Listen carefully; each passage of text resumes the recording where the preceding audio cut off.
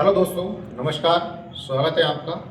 देखिए, आज आइए हम पढ़ने वाले हैं मेवाड़ के गोहिल वंश के अंदर बप्पा रावल के बारे में आज हम बात करने वाले हैं। सबसे पहली बात बप्पा रावल के बारे में। बप्पा रावल का जो शासन हुआ करता था वो 1753 से और 33 से लेकर 53 तक ये इनका शासनकाल हुआ था।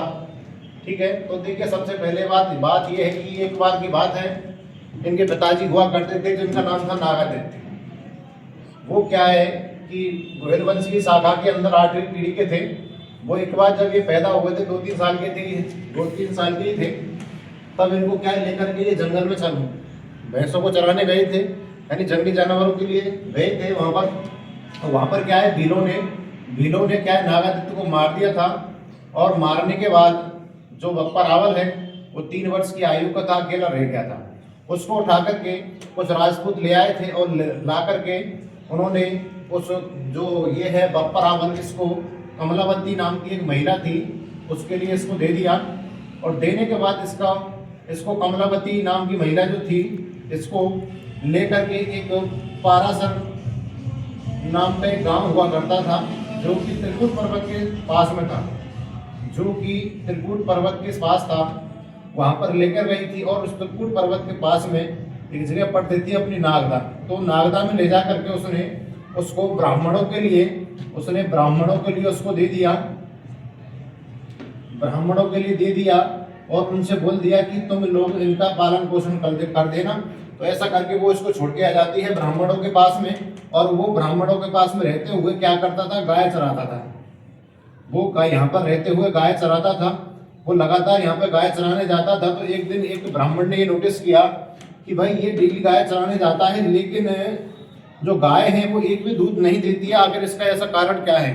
तो इस बात को जानने के लिए जो ब्राह्मण है, ये ब्राह्मण लोग, इनमें से एक ब्राह्मण उसके साथ में जाता है बप्पा रावल के पीछे पीछे और जाकर के देखता है जब शाम को दूध देने का गाय का टाइम हुआ था, तो वो गाय जो है एक गुफा के अंदर जा रही थी। वो जो गाय थी वो एक गुफा के अंदर जा रही थी और गुफा के अंदर जाने के बाद वो अपना जो थन का दूध है एक कूड़े करकट से में वहाँ पर जो उसके ऊपर अपनी धार को निकाल रही थी। तब जाकर के उन्होंने देखा तो उन्होंने उसमें देखा कि उसमें जो है वहाँ पर एक लिंग जी या ऐसा बोल सकते हैं, वहाँ पर एक शिवलिंग थी, उसके ऊपर वो धार को जो है निकाल रही थी। अब इस बात का जैसे उनको पता लगता है तो वो देखते हैं कि उनके पास में एक व्यक्ति और है जो हारित ऋषि था, वो वहाँ पर समाधि लिए हुआ था। एक हारित ऋषि नाम का और था, वो वहाँ पर समाधि लिए हुआ था, जिसको बप्पा रावल ने डिस्टर्ब कर दिया था, लेकिन उसने उससे कुछ नहीं कहा। और हारित ऋषि के पास में ही फिर बप्पा रावल क्या है, रहने लग गया था। हारित ऋषि के पास में ही बप्पा रावल जो था वो वहीं पर रहने लग गया। और यहाँ पर रहते रहते वो इससे इतना, जो हारित ऋषि है, इसकी भक्ति से इतना प्रभावित हुआ कि इसको एकलिंग के दीवान की उपाधि दे दी।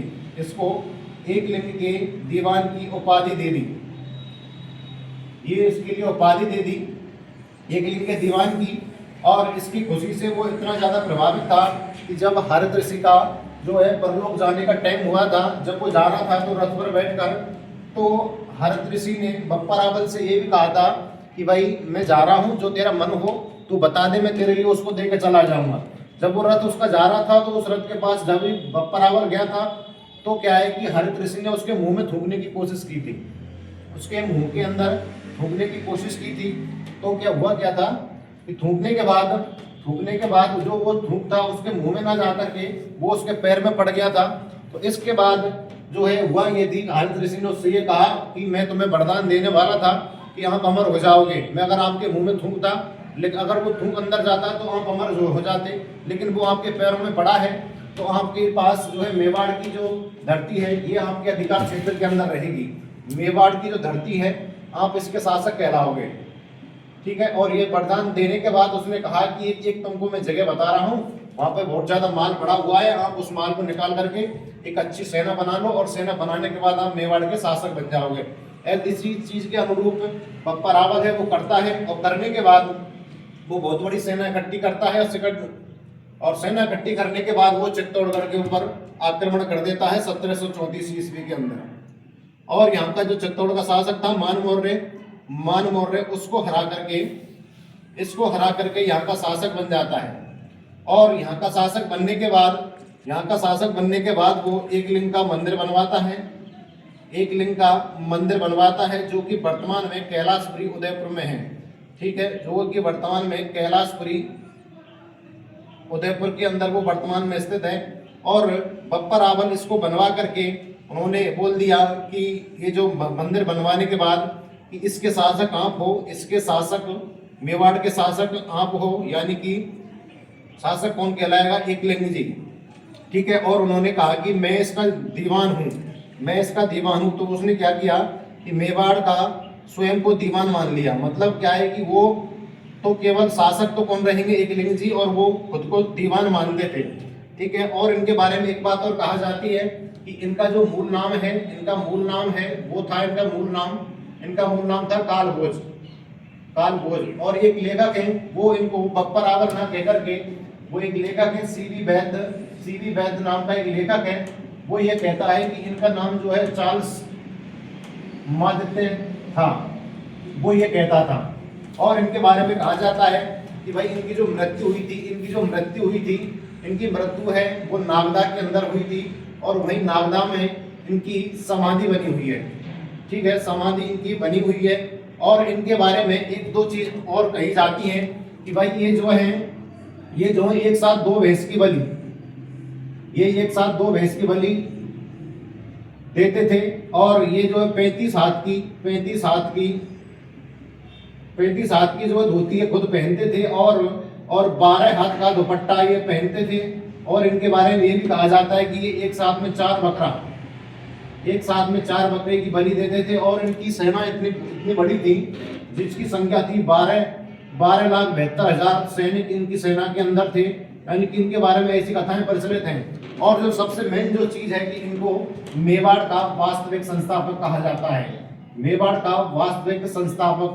इनको कहा जाता है। और इनके बारे में एक बात जो है इसको ध्यान रखना, सबसे पहली बात कि मेवाड़ का संस्थापक तो रहेगा गुहिलादित्य, लेकिन मेवाड़ का संस्थापक गुहिलादित्य रहेगा और जो वास्तविक संस्थापक है वो ये रहेगा। ठीक है, इस तरीके की इनके बारे में बातें होती हैं। जो भी मेन बातें हैं वो ये हैं कि वास्तविक संस्थापक ये हैं और इसको चार्ल्स आदित्य के नाम से जानते हैं। एक लेखक ये भी कहता था जिसका नाम था गोपीनाथ शर्मा ये कहता था कि भाई जो बप्पा है इनका मूल नाम था और रावल इनकी उपाधि थी। यानी कि इनके नाम के पीछे भी कई सारी चीजें थी। ठीक है, इस तरह की बातें होती हैं। और बातें होने के बाद जो मेन ध्यान रखने की बात है कि 1734 ईस्वी के अंदर इसने चित्तौड़ के शासक मान मौर्य को हराकर जो यहाँ पर मेवाड़ के गोहिल वंश का शासक बना था यहाँ पर।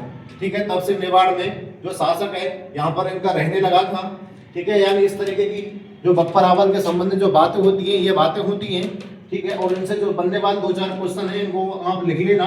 ठीक है, और लिखने के बाद 2-4 क्वेश्चन बनते हैं उनको याद कर लेना। तब तक के लिए धन्यवाद, थैंक यू।